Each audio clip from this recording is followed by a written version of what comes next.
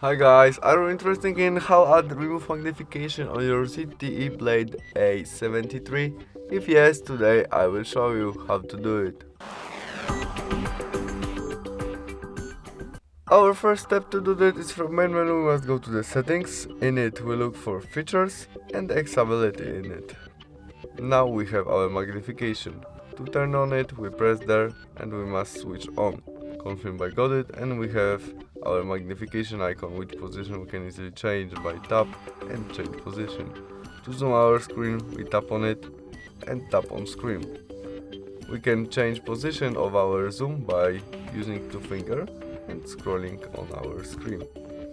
To turn off it we press there on our magnification again.